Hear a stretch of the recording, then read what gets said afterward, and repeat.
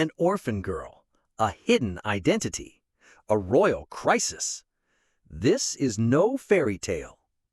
The year is uncertain, but the empire is unmistakable, vast, glittering, and absolute.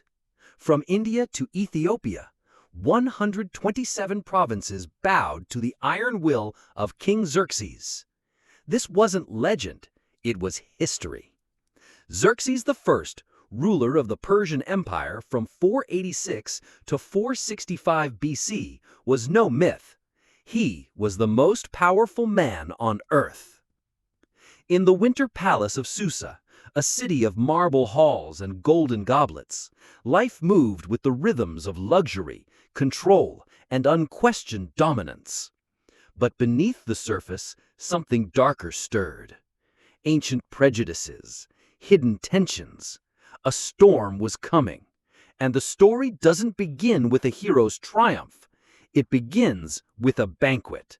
A drunken, dazzling feast where unchecked power struts before the world. And from that moment of excess, a chain of events is set in motion. Events that will decide the fate of a forgotten people. 1. Exile and elevation. From orphan to queen. The marble halls of Susa still echoed with laughter and wine. But King Xerxes, never satisfied, wanted more. He launched a 6-month feast, a spectacle of wealth, a flood of wine, an empire-wide display of ego and absolute power. It was dominance, served on gold platters. Then came the unexpected. Queen Vashti refused to appear. One word, no.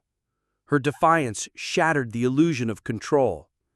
She was removed, swiftly, ruthlessly. The crown was empty, a silent vacancy at the heart of the empire. So a new decree swept the provinces. Bring the most beautiful young women to the capital. Let them be trained, prepared, presented. Among them was a Jewish girl, Hadassah, called Esther, an orphan, quiet, wise beyond her years, raised by her cousin Mordecai, in the very city where power lived and breathed. He warned her, hide who you are. No one must know you're a Jew. So she obeyed. Esther entered the palace, a world of strange rituals and silent rivalries.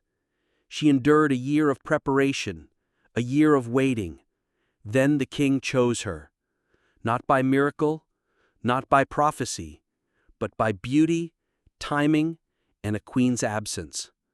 Or so it seemed, because as the empire drifted toward disaster, a deeper plan was already in motion. Before the crisis comes, God places His people exactly where they need to be. 2. A hidden threat. Haman's rise. While Esther settled into palace life, her identity hidden, a darker figure began to rise. Enter Haman, a man driven by pride, a descendant of Agag, sworn enemy of Israel. King Xerxes elevated him above all other officials, and Haman demanded worship. Every man must bow, every man except Mordecai. Day after day, he sat at the king's gate, refusing to kneel, not out of stubbornness, but faith. Mordecai was a Jew, and he would not dishonor his God by bowing to any man, least of all one so arrogant. Haman noticed. His pride was pierced, and rage turned into something far worse. This wasn't just personal, it became ethnic. He didn't want one man dead. He wanted them all gone. Genocide. Haman turned to Purim, the casting of lots, to choose the date. The lot fell on the 13th day of the 12th month. With the date set, he approached the king. Xerxes, swayed by flattery and bribes, asked no questions. Haman twisted the truth. These people are scattered, defiant, dangerous. He offered silver to fund their destruction. The king handed over his signet ring. A royal decree was sealed. On the 13th day of the 12th month, every Jew, Man, woman, child is to be killed, their possessions plundered. The order spread, province to province, across 127 regions. Panic took root. In Susa, celebration turned to confusion. Joyful noise gave way to silence, then wailing. The Jewish people mourned, scattered, powerless. Their lives now measured in months, days, hours. The empire had spoken, and the decree was final. But what no one yet saw, not Mordecai, not Esther, not even Haman himself, was that this act of evil had already triggered a greater plan. A divine reversal was coming. 3. The courageous decision for such a time as this. The decree reached Mordecai. He tore his clothes, covered himself in ashes, and cried out loudly at the king's gate. He knew what had to be done. So he sent word to Esther. You must go to the king. You must plead for your people. But it wasn't that simple. Esther may have worn the crown, but in the Persian court, protocol was law. No one, not even the queen, could approach the king uninvited. To do so was to risk death. Only if he extended the golden scepter would she be spared. And it had been 30 days since she was last summoned. Fear gripped her, cold, rational. She sent word back, explaining the danger. But Mordecai's reply broke through her fear, not with anger, but with prophetic urgency. Do not think you will escape in the palace. If you remain silent, deliverance will come from elsewhere, but you and your family will perish. And who knows whether you have come to the kingdom for such a time as this? It was a moment of choice. Silence would not protect her. But maybe, just maybe, God had placed her there for this. And something awakened in Esther. The orphan, the queen. She sent back her answer. Gather all the Jews in Susa. Fast for me. 3 days, no food, no drink. I and my maids will do the same. Then came the words that would echo through generations. I will go to the king, though it is against the law, and if I perish, I perish. This was no reckless gamble. It was surrender, a holy act of courage. Courage is not the absence of fear, but the decision to act in spite of it. 4. Unseen providence. Esther's strategy begins. 3 days of fasting passed in silence. No food, no drink, only prayer and the weight of what was coming. Then Esther rose. Clothed in royal robes, she walked not merely toward a throne, but into the jaws of death. To enter the king's presence uninvited was to risk everything, but she went. The throne room held its breath. Xerxes looked up and saw her. For a moment the air was frozen. Then, relief. The king extended his golden scepter. Esther was spared. What is your petition, Queen Esther? He asked. It shall be granted to you, even up to half the kingdom. But she didn't reveal her request. Not yet. Instead, she invited the king and Haman to a private banquet. It seemed like a delay, but it was a strategy. Esther was buying time, choosing her moment with precision, not panic. At the banquet, Xerxes asked again. Still, she waited, inviting them both to return the next day. She was building suspense, drawing the enemy in closer. Behind her patience was something deeper: providence. Meanwhile, Haman was riding high. He boasted to his wife and friends of his wealth, his influence, and the queen's personal invitation. But one thing ruined it all: Mordecai. Still seated, still unbowed. Haman's pride couldn't take it. His rage boiled over. He wanted Mordecai dead immediately. His wife and friends encouraged the plan. They built gallows 75 feet tall, preparing to hang him the next morning. Haman believed he was securing his victory, but he didn't see what God was doing. While Haman plotted death, Esther prepared deliverance, and above them both, the hand of heaven was already moving. A reversal had begun. 5. The turning point. Sleepless night, reversal begins. The second banquet was set for the next day. A quiet fuse had been lit, and it was burning straight toward Haman's doom. But that very night, something shifted. King Xerxes couldn't sleep. Maybe it was the richness of the feast, maybe the weight of the empire on his shoulders. Whatever the reason, rest would not come. So he called for the royal chronicles, the dry, dusty records of palace life, and had them read aloud. Page after page passed in monotony, until one story broke through. Mordecai, the Jew who had once uncovered a plot to assassinate the king and had saved his life. Xerxes sat up. Has anything been done to honor him for this? The answer came, nothing. A loyal man, a heroic act, utterly forgotten, but not for long. Just then Haman entered the outer court.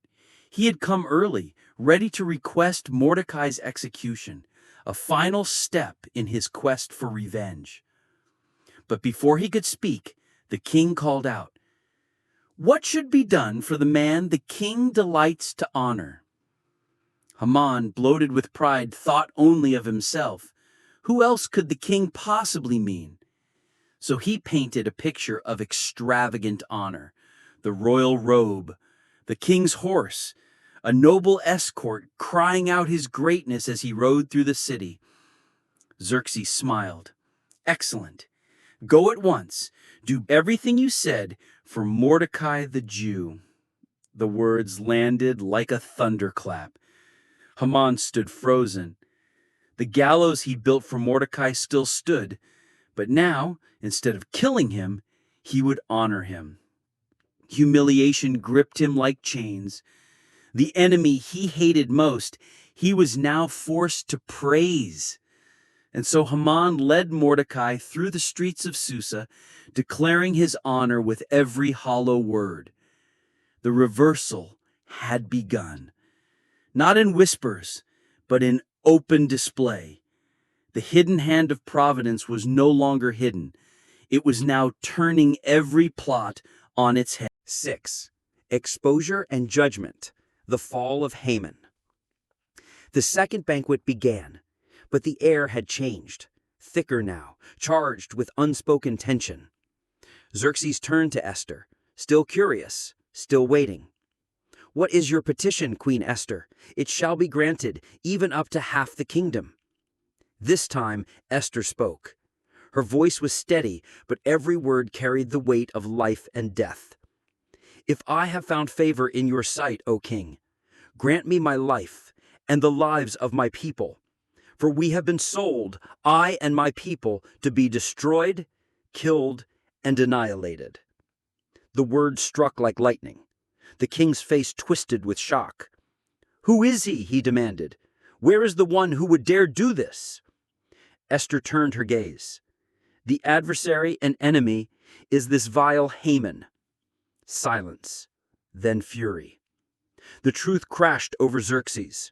The man he had promoted, the man he trusted, had plotted genocide against his own queen's people.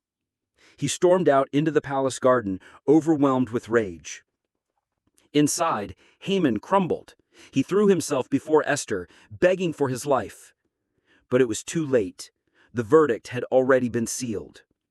And when the king returned, still burning with fury, he saw Haman collapsed on the couch beside the queen. "Will he even assault the queen in my own house?" he roared. Just then one of the king's eunuchs stepped forward. "Behold, the gallows, 75 feet high, that Haman built for Mordecai, they stand at his house." The king's eyes narrowed. The irony was too sharp to miss. "Hang him on it," he said. And so it was done. Haman, consumed by pride and hatred, died on the very structure he had prepared for another. His evil built the very means of his downfall. This moment, dripping with irony, echoes a deeper truth. Pride digs its own grave, and the justice of God is often poetic. 7. Victory and legacy. The Jews saved. Purim established. Haman was gone, hanged on the very gallows he had built, a grim monument to his pride. But his decree remained, a silent threat still active. In Persia, the law of the king could not be undone. What was written with the royal seal was final. Panic could have returned, but this time, hope had a voice. Esther, still risking everything, fell before the king once more. Tears streamed down her face as she pleaded for her people. Xerxes, now awakened to the full scope of Haman's treachery, wanted to help, but he could not cancel the decree. Instead, he gave Esther and Mordecai the authority to write a new one. With wisdom and urgency, they acted. Messengers raced across all 127 provinces, carrying a new command. On the 13th day of the 12th month, the very day their enemies planned to attack, the Jews were granted full legal right to defend themselves. They could gather, fight back, strike down any who would harm them, and plunder their attackers. The news spread like wildfire. Fear turned into courage. Grief turned into righteous defiance. And when the day arrived, the tables turned. In city after city, the Jews stood their ground and triumphed. In Susa, the capital, the fighting lasted 2 days. All 10 of Haman's sons were defeated. Those who had conspired to destroy them were destroyed instead. The reversal was complete. Mordecai was raised to Haman's former position, clothed in royal robes and honored with the king's signet ring. Esther was celebrated as a heroine. Her courage had saved a people from annihilation. And from this deliverance came a legacy. A new feast was born, Purim, named after the pur, the dice Haman had cast to decide their day of destruction. But that day became something else entirely. What was meant for ruin became a day of rejoicing. What was meant to silence a people became a yearly song of survival. To this day, Purim is celebrated with joy, food, gifts, and laughter. But beneath the celebration is something deeper, a remembrance of how God's hand can be hidden yet never absent, how divine providence works through human courage, and how even in silence, God speaks through reversal. The book of Esther ends where it began, in Susa, but the story echoes far beyond. Conclusion: when God seems silent. The book of Esther never mentions God by name, but his fingerprints are everywhere. In the sleepless night, in the perfect timing of events, in the courage of a queen, in the fall of the proud, and the rise of the faithful. God may not always speak aloud, but he never stops working, even in exile, even in silence. Even when he seems hidden behind the curtain, he is still writing the story, and he never misses a line.